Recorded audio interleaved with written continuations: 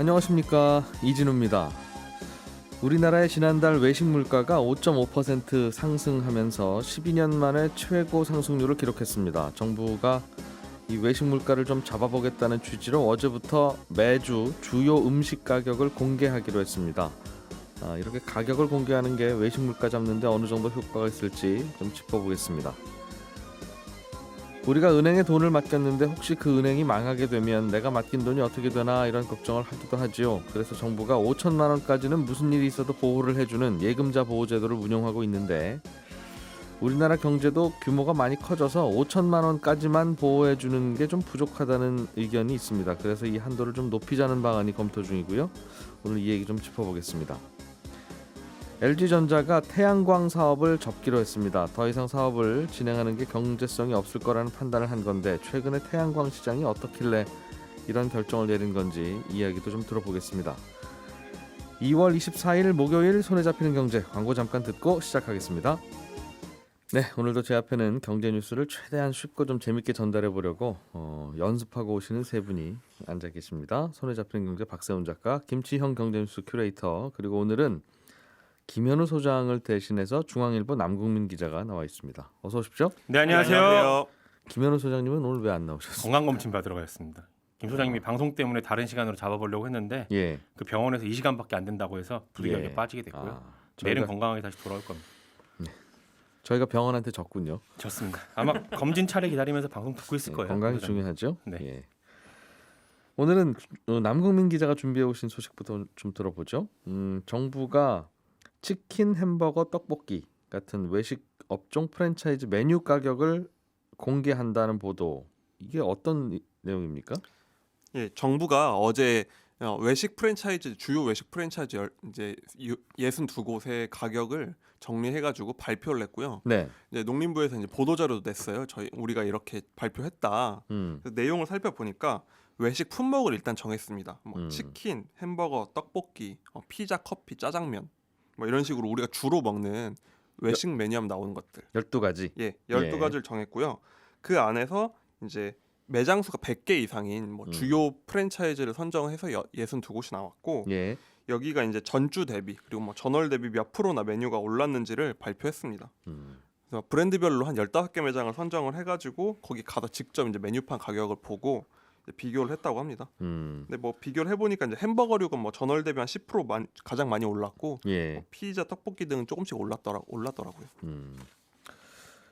이게 어떤 거는 공개하고 어떤 건 공개 안 하고, 그런 기준은 어떤 기준으로 결정된 거예요? 이게 메뉴 단위로 가격을 공개를 했거든요. 어떻게 했냐면은 각 프랜차이즈 홈페이지에서 추천, 베스트, 인기 이런 식으로 표시된 거 있잖아요. 각자 자기들이 꼽은 대표 메뉴를 선정을 했고, 이게 없으면 기본 메뉴를 골랐다고 해요.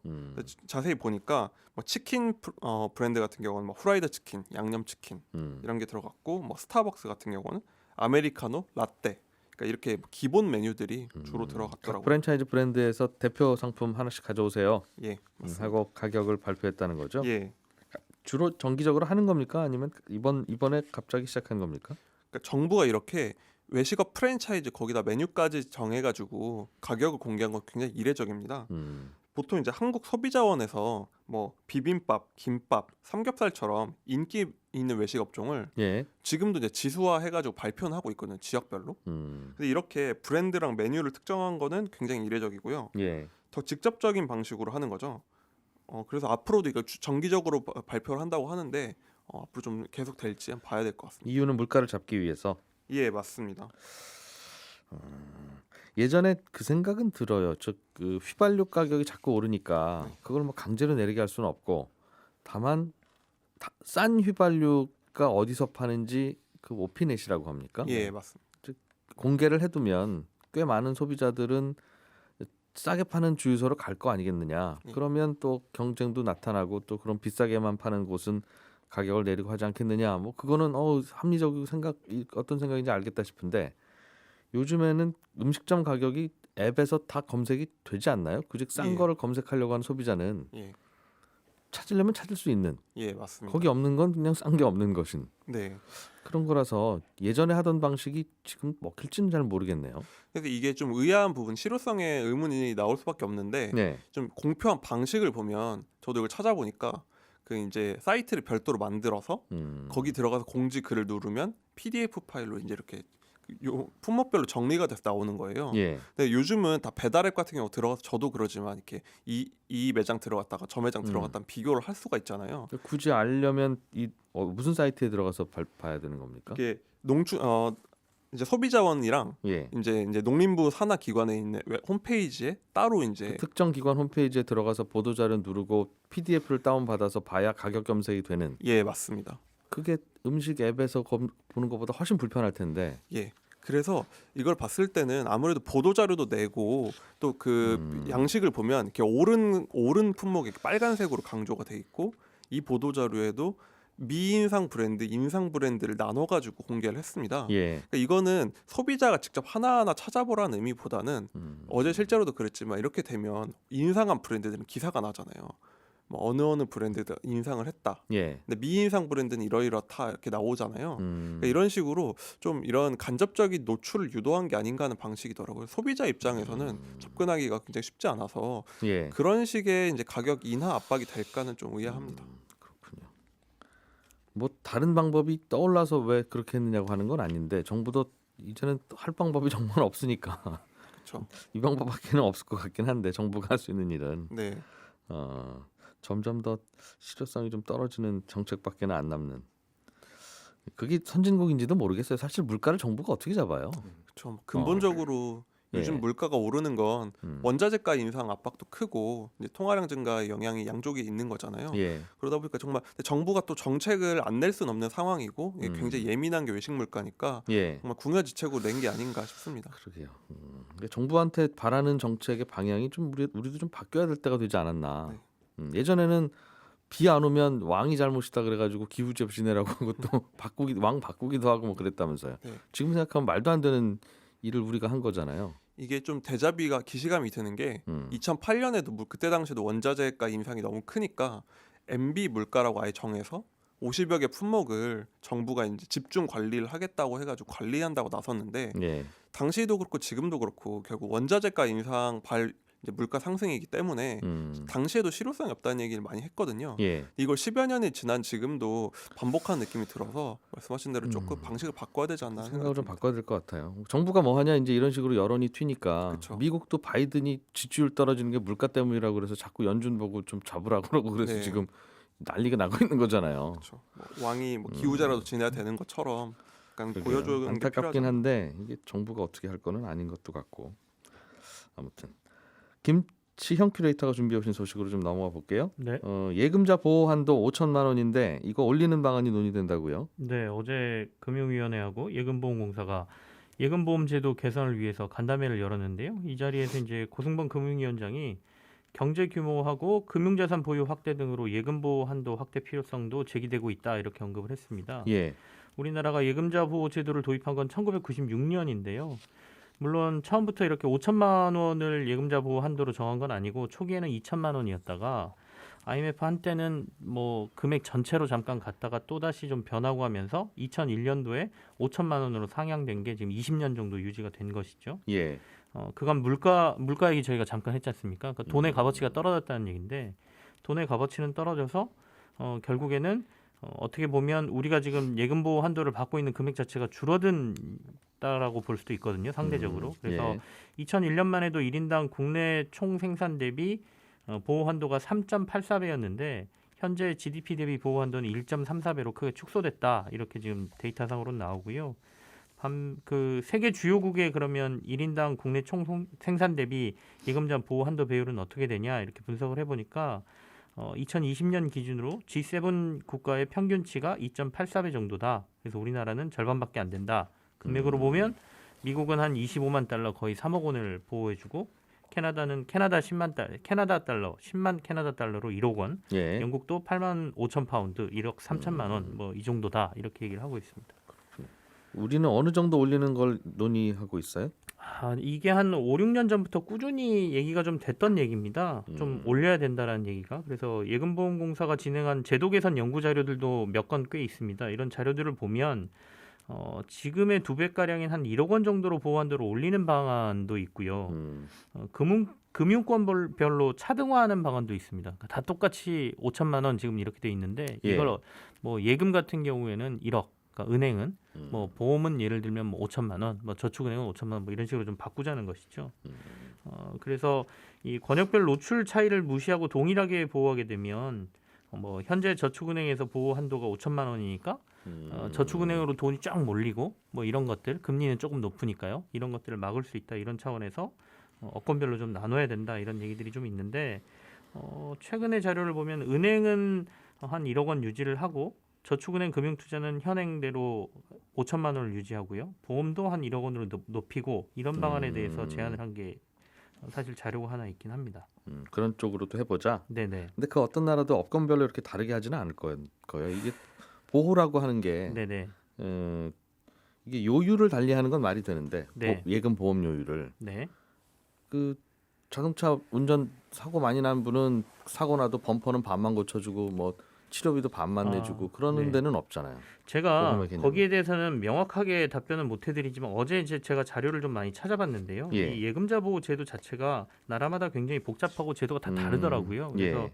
우리나라처럼 국가에서 이렇게 공사가 하나로 전체를 보호하는 경우도 있고 미국이나 캐나다 이런 곳들은 한 개의 공사가 있고 나머지 또 조합 형태로 해서 뭐 9개, 10개 이런 곳들이 같이 교차로 해주는 데들이 있어서 예. 제도가 조금씩 다릅니다. 그래서 아까 말씀하신 대로 나눠서 이렇게 여건별로 따로 보호한 데는 없을 것이다라고 말씀하셨는데 일부 있는 것으로 보이고요. 거기에 대해서는 제가 조금 더 명확히 맞습니다. 찾아봐야 될 것 같습니다. 보험료를 지금 내고 있죠. 이거 보호받기 위해서 예금보험공사한테 네, 말씀하시는 대로. 네. 이걸 그럼 좀 더 내야 더 보호가 되겠습니다. 그렇습니다. 아무래도 만약에 이 한도를 높이게 되면 예. 금융사들 입장에서는 보험료를 더 내야 되는 상황이 벌어질 것 같고요. 현재 예보료 상한은 0.5%로 돼 있거든요. 그러니까 예금자 보호 대상인 상품의 평균 잔액을 산정해서 예. 거기에서 이제 0.5% 최대 상한으로 걷는데 업권별로 조금 다릅니다. 은행은 0.08%, 증권사는 0.15%, 예. 보험사는 0.15%뭐 이렇게 좀 다르거든요. 저축은행은 저축은행은 0.4%입니다. 은행의 20배인가? 다섯 배를 내는 거군요. 그러니까. 네네. 사고를 좀 크게 친 적이 있지 않습니까? 그래서 보험료가 좀 올라간 사례가 저축은행들은? 있고요. 네. 그래서 아마 이것도 좀 올려야 된다. 아마 같이 나올 것 같습니다. 그렇겠어요. 요율도 뭐 거의 2배 가까이 올라가겠네요. 그러면. 그거는 앞으로 이제 좀 논의를 해봐야 되는데 예. 다만 지난해 국회에서 예금자보호법 개정안을 처리하면서 예. 예보 요율을 2026년까지 현행 유지하겠다라는 건 결정이 돼버렸거든요. 그래서 만약에 올린다라고 하면 또 법을 바꿔야 되는 부분도 있습니다. 받아놓고 잘 쓰지는 않죠. 사실은 은행이 망한 일이 뭐 있겠어요. 그 이후로. 네, 그렇긴 합니다만 네. 사실은 이제 우리가 이 예금자보호라는 게 그 소비자들을 보호하기 위해서 만들어졌다고 생각하는데 이게 사실 만들어진 목적은 금융사들을 보호하기 위해서 만들어진 거거든요. 그러니까 사고가 났을 때 뱅크런이 일어나고 뱅크런이 일어나면 금융 시스템이 붕괴된다. 예. 그러니 이 제도를 만들어서 안정감을 좀 주고 시스템을 보호하자라고 만들어진 제도여서 예. 이거는 금융사들에게도 필요한 거기 때문에 좀 고민의 대상은 될 것 같고요. 하나 더 말씀을 드리면 보험 쪽 예금보험 제도를 정비해야 된다는 의견이 이전부터 있었습니다. 근데 네. 이거는 보험을 예금자 보호를 5천만 원 받는다라고 생각하실 때 납입보험이나 보상 한도에서 5천만 원을 받는다라고 생각을 하시거든요. 근데 그게 아니고 해지 환급금에서 5천만 원을 주기 때문에 생각보다 이 보호가 금액이 작습니다. 소비자들이 생각하신 것보다. 그래서 이거를 해지 환급금 기준이 아니라 네. 낸 보험료 또는 보상 한도에서 5천만 원을 보상해야 된다는 논의가 좀 있었어요. 그러니까 이 보험사가 안 망하고 계속 있었으면 내가 받을 돈, 네. 그 돈을 나한테 줘야지. 예. 내가 해지하면 받을 돈을 나한테 주면 내가 해지한 게 아니라 은행이 보험회사가 망한 건데 네네. 왜 그렇게 주냐 하는 불만이라는 거군요. 네. 해외에서는 이 기준이 아까 말씀드린 대로 보상 한도라든지 납입보험금으로 돼 있는 데들도 있거든요. 예. 이 부분도 같이 좀 이번 논의가 됐으면 하는 바람입니다. 그렇군요. 이게 만약 늘어나면 무슨 업권의 변화는 있을까요? 그러니까 저축은행으로 좀 더 많은 돈이 쏠릴까 싶기는 하고 지금은 여윳돈 있는 분들은 네. 가능하면 이자 많이 주는 저축은행으로 하는데 네. 다만 저축은행이 불안하니까 5천만 원씩만 나눠서 이자까지 생각하시는 분은 뭐 4,800만 원씩 나눠서 여러 군데 하는데 이제는 이게 1억 원이 올라가면 한 9,500만 원씩은 할 거 아니겠어요? 한 저축은행에. 그래서 앞서 말씀드린 것처럼 업권별로 조금 이 보호 한도를 조정해야 되는 것 아니냐라는 얘기가 나오는 게 자칫 잘못하면 그것 때문에 돈이 쏠리는 현상이 나타날 수 있다라는 지적이 나오는 겁니다. 박세훈 작가님께서 준비해온 소식 좀 들어보죠. 네. LG전자가 태양광 패널 사업을 접기로 했다. 네, 태양광 패널 많이 보셨을 겁니다. 반짝반짝하는 길쭉한 널빤지 같은 건데 이 널빤지가 태양빛을 전기 에너지로 바꿔주는 거거든요. 이걸 모듈이라고 하기도 하고 패널이라고도 하는데 엄격히 말하면 조금 다르지만 같은 개념으로 사용을 합니다. 아무튼 LG전자가 이 태양광 패널을 팔기 시작한 게 2010년부터인데 12년 만에 이 사업 접기로 했습니다. 더 이상 사업성 없다고 판단한 건데 패널 사업하고 관련된 직원 900여 명은 다른 부서로 재배치를 하기로 했고요. 보도가 나간 어제 LG전자 주가는 상승 마감을 했습니다. 이게 사업성이 없다고 판단한 이유가 뭐예요? 일단 태양광 패널이 어떻게 만들어지는지를 아는 게 필요한데 태양광 패널은 규소, 이거 모래 안에 있는 겁니다. 규소로 폴리실리콘 만들고요. 네. 폴리실리콘을 여러 개 녹여서 특정 모형의 틀에다가 부은 후에 굳히면 그게 인곳이라는 게 됩니다. 그리고 그 인곳을 얇게 자르면 웨이퍼가 되는데 반도체 소식 전할 때 늘 나오는 그 웨이퍼거든요. 그 CD처럼 생긴 동그란 그거. 웨이퍼의 순도가 아주 높으면 반도체에 쓰이고 순도가 아주 높은 건 태양광 전지에 쓰입니다. 그리고 웨이퍼 위에다가 전기가 지나갈 수 있는 통로를 새겨주고 그거를 가로로 여러 개 용접을 해서 붙이면 셀이 되고요. 그 셀을 또 가로 세로로 여러 개 붙이면 그게 이제 모듈이 되는 거거든요. 그게 우리 이제 산이나 들에 있는 반짝반짝하는 길 검은색 그거 판자처럼 보이는 그걸 패널이라고 그렇습니다. 합니까? 이 복잡한 과정을 왜 설명드렸냐면 2년 전부터 폴리실리콘 가격이 엄청 올랐거든요. 2020년 말에 킬로그램당 한 10달러 조금 안 하던 게 작년 말에는 37달러까지 3.5배 넘게 뛰었고요. 지금도 30달러 수준입니다. 그러면 제 패널 만들 때 제일 앞에 있는 재료의 가격이 많이 올랐으니까 맨 끝에 있는 패널 가격도 많이 올랐을 것 같은데 안 그렇습니다. 비싸게 사오면 비싸게 팔 수 있으면 그 장사야 뭐 하면 되는데. 그렇습니다. 원재료 값은 오르고 폴리실리콘 가격이 최종 조립해서 판매하는 가격은 안 올랐습니다. 그건 왜 안 올랐어요? 경쟁이 치열한 모양이죠. 이 부분이 아주 중요한데 태양광 모듈 시장은 지금 중국 기업들이 꽉 잡고 있거든요. 이유는 짐작하시겠지만 가격 경쟁력입니다. 중국 기업들이 폴리실리콘이랑 웨이퍼 가격이 많이 뛰었는데도 불구하고 계속 저가로 팔았던 거예요. 그래서 그 실리콘하고 웨이퍼 가격이 오르기 전하고 비교해 보면 모듈 가격은 10%밖에 안 올랐거든요. 그러니까 LG전자뿐만 아니라 다른 우리나라 모듈 판매 기업들도 가격을 못 올리는 겁니다. 그래서 적자 폭이 커요. 그러면 중국 기업들은 실리콘이랑 웨이퍼 가격이 올랐는데 어떻게 모듈 가격을 안 올릴 수가 있느냐? 그건 이렇습니다. 중국 기업들은 대부분 모듈 제작 공장만 가지고 있는 게 아니라 실리콘 만드는 공장이나 웨이퍼 만드는 공장도 함께 가지고 있어서 모듈 가격을 안 올려서 손해 보는 걸 실리콘이나 웨이퍼를 비싼 가격으로 다른 곳에 팔아서 충당을 할 수가 있습니다. 그 실리콘 만들기 전에는 규소라고 하니까 모래 가격이 오르지만 않으면 이분들은 괜찮군요. 그렇습니다. 그런데 LG전자, LG전자뿐만 아니라 다른 우리나라 기업들도 비슷합니다. 대부분 모듈 공장만 가지고 있거든요. 그러니까 실리콘이랑 웨이퍼를 다 사가지고 와야만 되는 구조입니다. 그래서 중국 기업들처럼 모듈 가격 낮춰 팔아서 손해 보는 걸 어디서 메울 수도 없고 그렇다고 가격을 올릴 수도 없고 그러다 보니 계속 적자는 나고 그래서 LG전자는 사업을 접기로 한 겁니다. 그렇게 해서 폴리실리콘 즉 이 패널의 원료 가격이 오른 게 그럼 시발점인데 그렇습니다. 이건 왜 올랐어요? 일단 태양광 설비에 대한 수요가 늘었던 것도 있고 앞으로 늘 거라는 어떤 수요도 많아진 것도 있지만 폴리실리콘 원가의 40% 정도는 실리콘 만들 때 들어가는 전기요금이거든요. 그런데 예전에는 중국에서 싼 가격으로 전기를 만들었으니까 싼 전기로 만든 실리콘도 좀 싸게 팔다가 한 2년 전부터는 전국 정부가 석탄 사용 줄여라. 전기 사용 줄여라라고 하는 바람에 전기요금이 올라갔거든요. 올라간 전기요금으로 만들다 보니까 실리콘 가격도 동시에 올라가게 된 겁니다. 근데 수요도 늘었고요. 그래서 갑자기 중국이 이거 폴리실리콘을 저쪽 중국 서부 쪽에서 많이 만드는데 서부는 사막이라면서요. 사막은 모래도 많고 태양빛도 많고 그 태양광으로 또 발전을 해서 이거를 만든다고 하더군요. 그러니까 거의 공짜라고 전기가. 가격 경쟁력의 차이가 있군요. 우리나라는 폴리실리콘 만드는 회사는 없습니까? LG전자는 그거 사다가 패널 만든다고 하셨는데 있긴 합니다. OCI라는 기업이 만들고는 있는데 이것도 히스토리가 있어요. 2020년만 하더라도 폴리실리콘 가격이 엄청 낮았거든요. 예. 그것도 중국 때문입니다. 그래서 우리나라의 OCI라는 기업이랑 하나솔루션이 국내 공장을 가지고 있었는데 예. 가격 경쟁력이 밀리니까 국내 공장들 전부 다 정리해 버렸습니다. 다만 OCI 같은 경우에는 말레이시아에 돌리던 공장이 있었는데 예. 그 공장은 그냥 남겨뒀어요. 남겨뒀더니 무슨 일이 벌어졌냐면 OCI는 최근에 폴리실리콘 가격이 올라 버리니까 오히려 기업이 흑자를 기록하는 그럴 수 일이 있죠. 되고 예. 하나솔루션은 폴리실리콘 만드는 공장을 없애는 바람에 다 가지고 와서 만들다 보니까 모듈 판매에서 적자가 나고 있는 그런 상황입니다. 그래서 그리고 웨이퍼 만드는 곳도 우리나라에는 한 곳도 없습니다. 왜냐하면 2010년에 여러 기업들이 웨이퍼 가격 가지고 경쟁을 강하게 했었는데 예. 그때 다 정리되고 중국 업체들이 사실상 이건 또 독과점하는 걸로 정리가 됐거든요. 우리나라에서 유일하게 웨이퍼 만들던 웅진에너지라는 곳이 있었는데 예. 여기도 사업 부진으로 법정 관리 들어가서 지금 매각 절차 받고 있습니다. 자, 오늘 뉴스는 여기서 마무리하고요. 예, 오늘은 김치영 큐레이터가 아침 방송에 나오시는 마지막 날입니다. 아침 운동을 시작하시나 싶었더니 아침에 뭐 좋은 일을 하러 자주 그래도 모시겠습니다.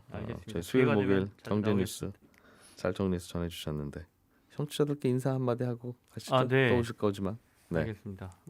그동안 열심히 한다고 했는데 얼마나 도움이 됐는지 모르겠고요. 또 기회가 되면 불러주십시오. 열심히 나와서 또 제 역할을 하겠습니다. 예, 다음 주부터는 수요일 목요일에 남국민 기자가 김큐 대신해서 남큐로 나와주시기로 했습니다. 잘 부탁드립니다. 예, 저는 잠시 후에 이어지는 11시 5분부터 이어지는 손에 잡히는 경제 플러스에서 또 한 번 인사드리러 오겠습니다. 이진우였습니다. 고맙습니다.